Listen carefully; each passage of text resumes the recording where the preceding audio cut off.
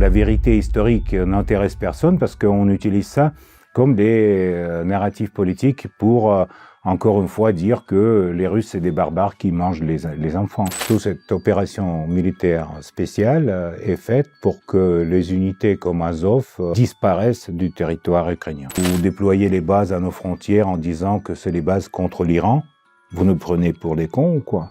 Dans cette interview, Piotr Tolstoï, que l'on connaît pour son franc-parler, nous parle de la portée du 9 mai qu'ils ont récemment fêté pour les Russes, c'est-à-dire une date où ils célèbrent le fait d'avoir vaincu l'Allemagne nazie et avoir résisté au même moment à plusieurs envahisseurs comme la France, la Pologne et d'autres ennemis sur leur territoire. Il explique la mauvaise relation entre la Russie et les pays de l'Union européenne. Pourquoi la situation est comme elle est et pourquoi est-ce que ça va même s'empirer. Il explique ça tout en détail avec la finesse et les mots qu'il connaît bien utiliser. Il en profite aussi pour parler du coup d'État en Roumanie et en Ukraine. Nous fait comprendre que les sanctions contre la Russie affaiblissent plutôt l'économie européenne. Et à contrario, ces sanctions profitent à la Russie et au reste du monde. Parce que ça les renforce, ça montre à quel point ils ne peuvent pas leur faire confiance. Au-delà du fait de renforcer même l'économie, de la rendre plus indépendante et j'en passe. Il montre à quel point Poutine a évolué dans sa façon de gérer les relations avec les Européens en règle générale et les États-Unis. Tolstoï nous fait subtilement réaliser que les Européens ne sont pas sérieux dans les négociations de paix et qu'ils ne croient pas un seul instant à la médiation américaine, que c'est du folklore, c'est de l'enfumage, c'est vraiment c'est pour se moquer d'eux, pour être gentil. Il explique également que les leaders européens ont une vision biaisée et irréelle du conflit et des enjeux actuels. Ils sont tellement habitués à mentir qu'ils ont fini par croire en leurs propres mensonges. Bref, je vous laisse écouter l'interview. Le 9 mai. Parce que quelquefois, je pense qu'on ne se rend pas compte en France ou dans le monde francophone de la signification de ce 9 mai, puisque c'est pas la première fois qu'on vous envahissait. Les Polonais ont voulu vous envahir, les Français, les Suédois, et puis finalement les Allemands, et puis vous les avez battus. Mais qu'est-ce qui fait la différence entre cette victoire contre les Allemands et les autres invasions que vous avez repoussées ? Mais pour nous, la victoire de l'Union soviétique dans la Deuxième Guerre mondiale, c'est un événement fondamental qui a touché presque chaque famille en Russie. Donc on a perdu 27 millions de nos citoyens, des soldats, des officiers, des civils, lors de cette guerre. Et donc ça a été il y a presque un siècle, donc déjà 80 ans. Et on demande à chaque fois, mais pourquoi les Russes font ça c'est l'histoire, on oublie, ça passait, etc. Mais pour nous, c'est pas l'histoire, ça fait partie du code national, si vous voulez, de la protection de notre pays contre les envahisseurs, de la mort pour la souveraineté et la liberté des futures générations. Et en fait, l'époque d'il y a 80 ans, aujourd'hui, se répète dans quelque sorte pendant l'opération spéciale en Ukraine, parce que malgré toutes les accusations de l'Occident que c'est le rhétorique militaire de Poutine qui vont défiler militaire, etc., pour nous, ce qui est important, c'est de transmettre aux futures générations cette mémoire de nos ancêtres, de nos grands-pères et de nos pères qui ont perdu leur vie pour la liberté, la future liberté des futures générations. Et c'est, si vous voulez, la même chose, le même combat continue aujourd'hui. Petite pause. Avant de poursuivre la vidéo, abonnez-vous. Je publie quotidiennement des vidéos qui varient. Actualité, géopolitique, histoire, interview, react et analyse. Dans certaines vidéos, on rigole. Dans d'autres, le ton est beaucoup plus sérieux, mais on apprend toujours quelque chose. Donc, abonnez-vous pour ne pas manquer des sujets qui vous intéressent. Aussi, pour ceux qui veulent du contenu supplémentaire ou encore soutenir la chaîne, vous pouvez devenir membre. Il y a deux forfaits, celui de 2,99 € et celui qui coûte moins de 10 €. À cette participation, vous avez droit à des vidéos hebdomadaires et à l'accès au groupe Telegram où on échange. Groupe où je partage également des informations qui ne peuvent être publiées. Dans le groupe Telegram, il y a plus de 200 vidéos qui n'existent pas sur la chaîne et nulle part ailleurs et qui traitent de sujets divers et variés, toujours pour en apprendre plus. Voilà, c'est dit, revenons au sujet. Qu'est-ce que ça vous a fait de ne pas voir Emmanuel Macron, Friedrich Merz, Donald Tusk, enfin les grands chefs d'État européens, plutôt les chefs des grands États européens sur la place rouge? Mais c'est la période quand les chefs des grands pays de l'Europe préfèrent de rester sous les drapeaux avec le portrait de Stepan Bandera, le collaborateur de Hitler. Et donc, s'ils restent sous ce drapeau, c'est leur choix. Mais c'est bien dommage pour les peuples, pour le peuple français, pour le peuple allemand, pour le peuple polonais, qui n'ont pas peut-être imaginé, dont les parents n'ont pas imaginé que le choix pareil sera fait par les dirigeants de l'Europe. Quand vous regardez les pays qui composent l'Union européenne ou les pays d'Europe en général, sur lesquels vous pensez que la Russie puisse compter dans l'immédiat ou même, pourquoi pas, avec des élections sur lesquelles la Russie puisse s'appuyer dès maintenant ou tôt ou tard? Vous savez, d'abord, pour nous, l'Union européenne, c'est une construction qui nous rappelle de plus en plus l'ex-URSS.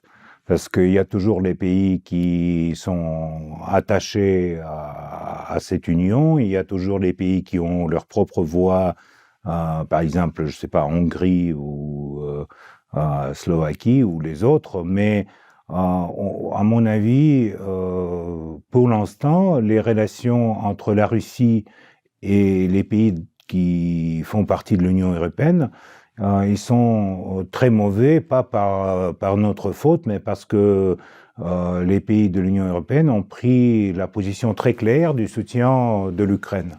Cette position n'a pas été, cette décision a été prise sans réfléchir, sans même compter les vraies causes du conflit. Et depuis, durant ces 3 ans, ils ont tellement dit des mensonges sur mon pays et tel grade de russophobie est déjà monté que je ne peux pas imaginer dans des années à venir d'avoir le rétablissement des relations qu'on avait même avant ce conflit. Et comment vous avez vu de Russie cette espèce de coup d'État qui a eu lieu en Roumanie, où le premier tour a été annulé en disant que c'était la faute de TikTok et de la Russie? Oui, mais c'est pas pour la première fois. Vous avez ça même, d'ailleurs, ça a commencé en Ukraine quand ils ont annulé la 2e tour de leur élection présidentielle et ils ont inventé 3e tour. Donc, sous la pression des Européens, on fait plein de choses comme ça dans l'Europe. Pourquoi, par exemple, toujours on force les gens de choisir entre les produits polytechnologiques et extrême gauche, extrême droite. Donc, il n'y a pas le choix, le vrai choix. Quand on dit les valeurs, l'état de droit, les valeurs démocratiques, la liberté de parole, durant les derniers 5-10 ans, on voit que tout ça, c'est des paroles, quoi. C'est des doubles standards qui existent seulement dans le vocabulaire de bureaucrates et qui n'existent pas sur le terrain. La même chose, bon, en Roumanie, mais la même chose bientôt aura lieu en Moldavie, où il y aura l'élection présidentielle, où l'Europe pousse de la droite pour gagner. Il y a toujours cette concurrence politique mal foutue, à mon avis. Je voudrais maintenant un peu parler des sanctions. Le président Vladimir Poutine, je crois que c'était hier, a dit que les Européens qui avaient pris les sanctions contre la Russie étaient des idiots. Est-ce que vous êtes d'accord avec ça? Dès le début, je disais que les sanctions contre la Russie, pour les Européens, ça leur fera du mal. Pas parce que la Russie veut venger. On est aujourd'hui, l'Europe a établi 25 800 sanctions. D'ailleurs, illégales, parce que les sanctions doivent être validées par le Conseil de sécurité. Voilà, dans le droit international, doivent être validées par le Conseil de sécurité. Mais bon, ok, nous sommes sous les sanctions. Ils pensent que notre économie est déchirée, comme a dit Obama, en petits morceaux, mais finalement, ça fonctionne et on a la hausse de l'économie. Par contre, l'Union européenne a une baisse. Dès le début, on disait que sans les ressources, notamment les ressources énergétiques russes, qui ont permis à l'Allemagne et aux autres pays de l'Union européenne de développer leur industrie, sans les ressources qui n'étaient pas chères, l'Europe ne peut pas aller en avant.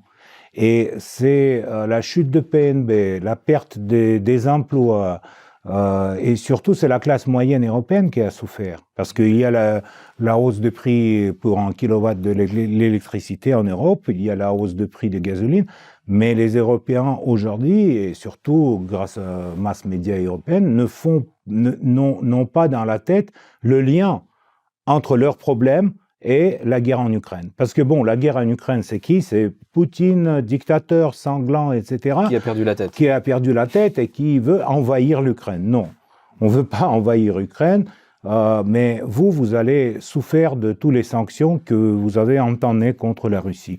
Donc c'est pour ça que Poutine, quand il dit qu'ils le font contre leurs citoyens, c'est vrai. C'est finalement, malgré toutes les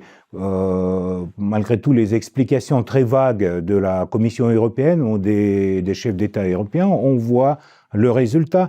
Les usines en Allemagne fermées, qui produisaient plein de choses, notamment des automobiles, voilà. Ils déménagent aux États-Unis. Voilà, ils déménagent aux États-Unis. Et donc, pour l'Europe, c'est un coût de l'économie très sensible qui restera encore pour le temps, parce que on peut pas rétablir ni les relations politiques, ni la confiance, ni donc la coopération économique. On ne peut pas la rétablir comme ça d'un coup. Je voudrais rester sur les sanctions. Le envoyé spécial de Vladimir Poutine aux États-Unis, Kirill Dmitriev, a dit dans une interview sur CNN, le journaliste lui demandait « Est-ce que vous avez demandé la levée des sanctions ?» Et lui, il a répondu « Non, parce que beaucoup croient à Moscou que c'est une bonne chose pour la Russie. » Est-ce que ces sanctions ont été une bonne chose pour la Russie? Dans quelques sens, oui, parce que ça a permis d'abord à nos industriels de comprendre qu'il faut développer notre économie nationale. Le départ de certaines compagnies européennes du marché russe nous a donné la place pour développer nos propres producteurs et pour fournir la production russe à nos citoyens. Donc, pour la Russie, c'est une bonne chose dans le secteur agricole, dans plusieurs secteurs. Mais c'est vrai que on peut pas nier que quand même les sanctions, ça rend notre vie plus difficile. Mais plus c'est difficile, plus c'est intéressant pour les Russes. Nous fêtons les 25 ans donc, de l'élection de Vladimir Poutine à la présidence. Alors, il était déjà au pouvoir depuis un an en tant que Premier ministre. Quel regard vous jetez sur son action? Comment est-ce que vous l'avez vu arriver? Quels sont les grands moments, de ces 25 ans où vous avez vu que quelque chose est en train de se passer? C'est une question intéressante parce qu'on peut la répondre longtemps, mais je peux dire que il a évalué avec le pays. Il a la qualité d'un homme politique, il sent très très bien, d'une façon très fort, c'est ce qu'ils veulent les gens. Il a commencé, quand il est arrivé au pouvoir, il y avait la guerre en Tchétchénie, il a commencé en disant que on va bâtir les terroristes partout. Et ça a été apprécié par les gens. Et c'est comme ça qu'il a été élu pour son premier mandat présidentiel. Et donc, il a beaucoup cru, à mon avis, aux Européens, à Angela Merkel, toutes les relations avec l'Union européenne, les négociations sur le rôle de la Russie, l'élargissement de l'OTAN. Après, il y avait son discours de Munich en 2007, quand il a dit, écoutez, vous nous prenez pour qui, en fait? Qu'est-ce que vous faites? Vous déployez les bases à nos frontières en disant que c'est les bases contre l'Iran? Vous nous prenez pour des cons ou quoi? Et donc, après ce discours, il y avait cette, si vous voulez, l'absence de confiance, la rupture entre lui et l'Europe en général. Et c'est pour ça qu'il a été diabolisé toujours après la Crimée avec tel enthousiasme par les leaders européens. Et lorsqu'il a fait une déclaration il n'y a pas très longtemps également, il a dit qu'en 2014, la Russie n'aurait pas été prête à affronter l'Occident collectif unifié, et mais que finalement, il a préparé la Russie en quelque sorte à cet affrontement. Est-ce qu'il était inéluctable cet affrontement selon vous? Est-ce qu'il y avait moyen d'éviter, je dirais, le lancement de l'opération militaire spéciale? Oui, à mon avis, il espérait à ça en tout cas.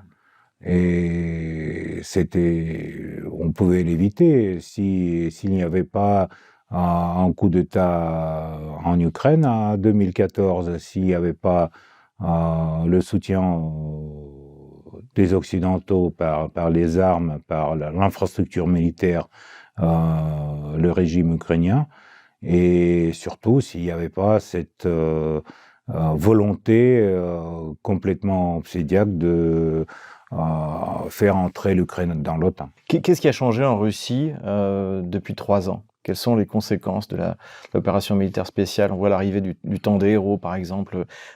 En quoi est-ce qu'on peut considérer que c'est presque une nouvelle naissance, finalement, ou une renaissance de la... C'est tout à fait, vous avez raison, c'est une nouvelle étape dans la société parce que, contrairement à ce qu'y pensaient les soviétologues européens, les Russes, ils sont réunifiés autour du pouvoir. Même ceux qui n'aimaient pas pouvoir, Vladimir Poutine, n'étaient pas contents.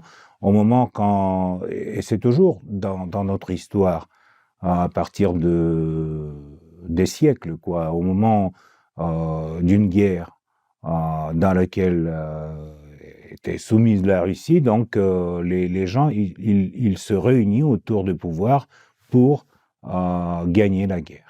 Et c'est ce qui s'est passé, et je suis très content que aujourd'hui, regardez par exemple en Ukraine, ils font déjà 9 vagues de mobilisation, tandis qu'en Russie, il y a entre 20 et 30 000 bénévoles chaque mois. Donc les gens, ils comprennent bien que si aujourd'hui on ne résout pas jusqu'à la fin ce problème, c'est leurs enfants, c'est leurs petits-enfants qui seront obligés de faire la guerre. Où en est-on 3 ans après? Là, on rentre dans une phase de négociation. On a souvent l'impression d'un dialogue de sourds entre cette trêve de 30 jours, du côté otano-kievien, je dirais, et puis les Russes qui, eux, on peut très bien reprendre les discussions, là on les avait laissées il y a 3 ans. Comment vous analysez cette phase, cette séquence qu'on est en train de vivre et qui aboutira peut-être demain à une rencontre à Istanbul? À mon avis, c'est pas une phase de négociation. Je suis pas d'accord. Si vous voulez, il y a beaucoup de rhétorique sur les négociations. Mais les vraies négociations, il faut avoir la volonté de deux côtés. Pour l'instant, on voit que Zelensky et ses amis européens comme Macron, Merz et Starmer, ils pensent qu'ils ont déjà gagné cette guerre et qu'ils ont droit à lancer les ultimatums à Poutine. Non, c'est pas le cas. Et surtout, c'est ce qu'il faut pas faire, c'est de mettre les ultimatums à la Russie et au président russe. Ça, c'est vraiment une très mauvaise chose. Et donc, tous ces ultimatums sur 30 jours de cessez-le-feu, ça sert à quoi? Pour que l'armée ukrainienne se prépare. Pendant ces 30 jours de cessez-le-feu, les pays européens vont arrêter leur exportation des matériels militaires en Ukraine? Non. Ils vont donner à l'Ukraine la possibilité de continuer sa résistance. Donc c'est pour ça que pour la Russie, ça n'a aucun sens. Vous dites la phase de négociation. Les négociations sur quelle base?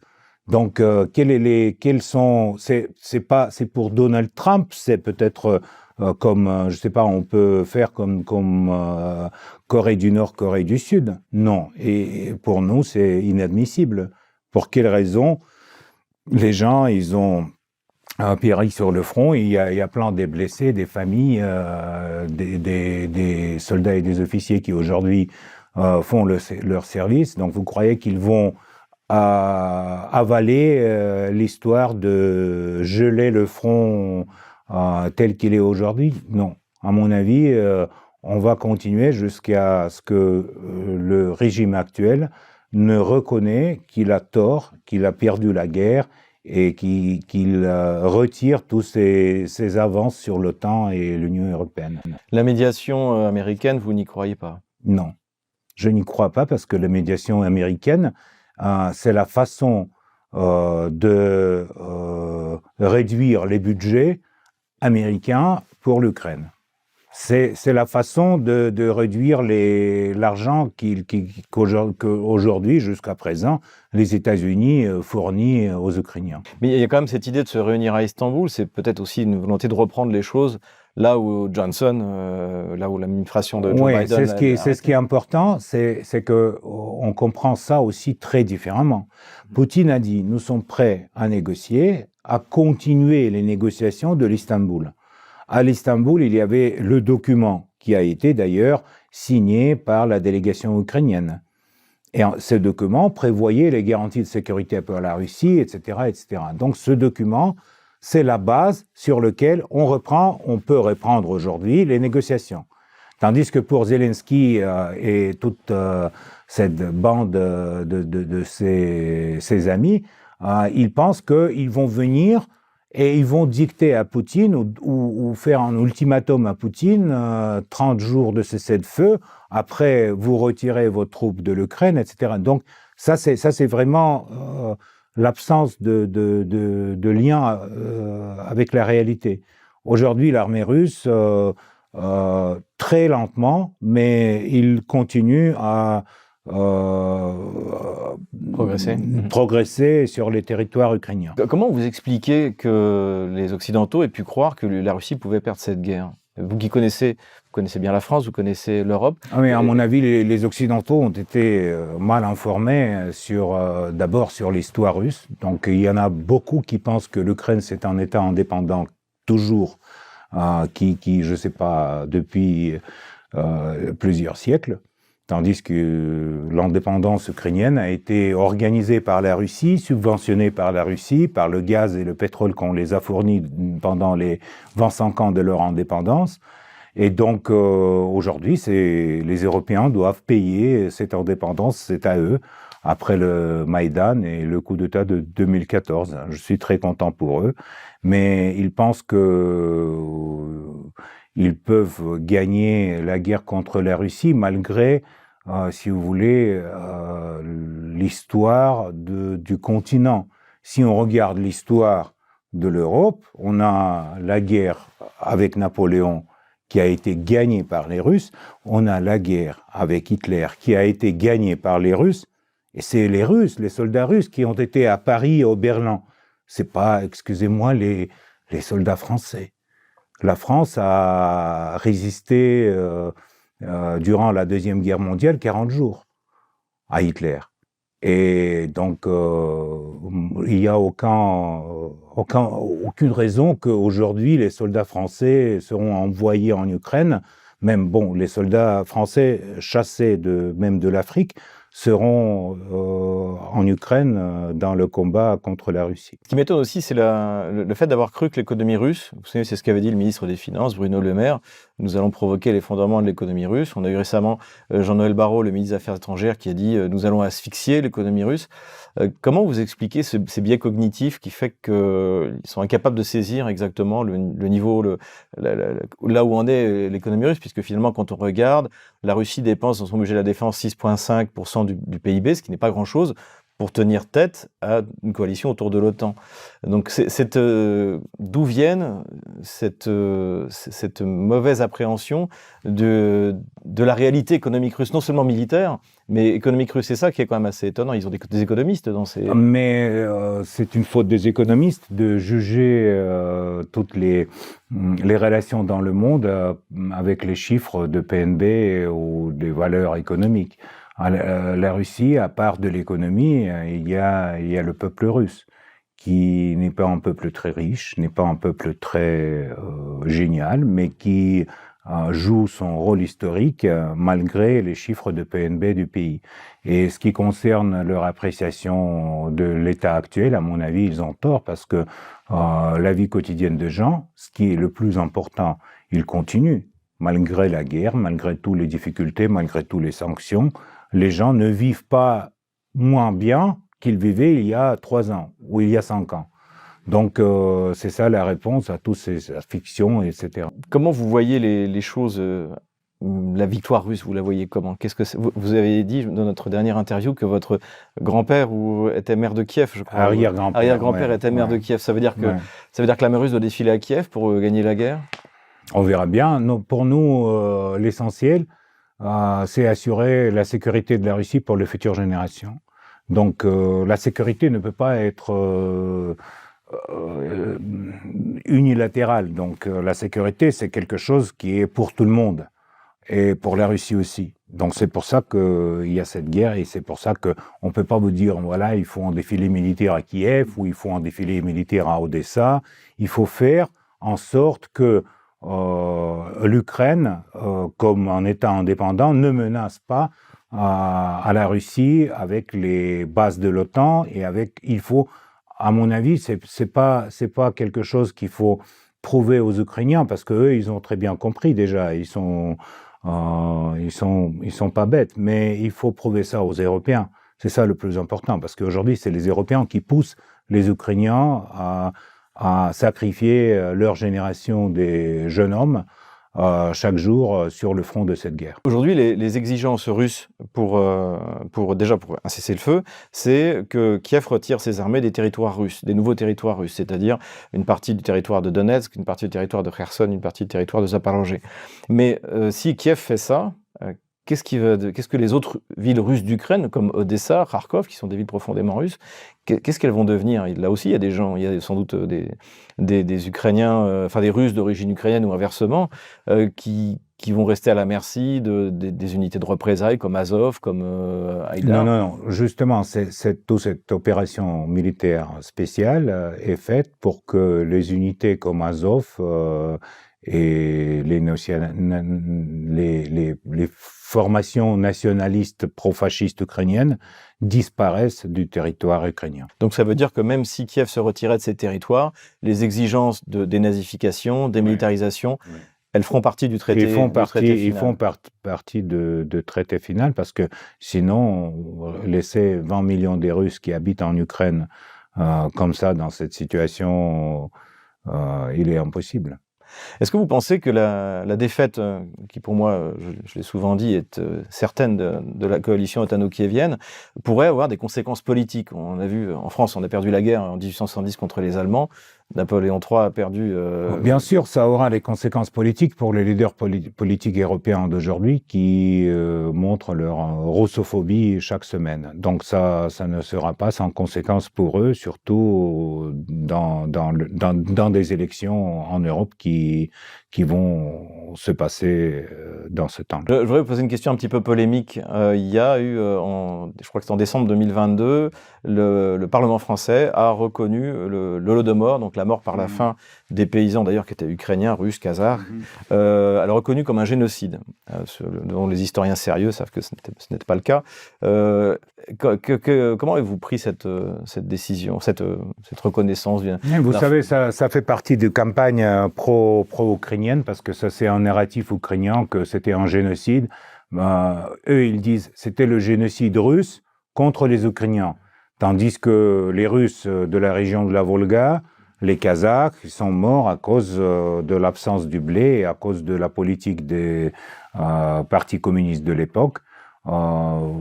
C'est une chose qui n'a rien à voir avec les nationalités. C'est plutôt, il y avait plus de communistes parmi les Ukrainiens que parmi les Russes, donc on peut dire que c'était un génocide des Ukrainiens contre les Russes.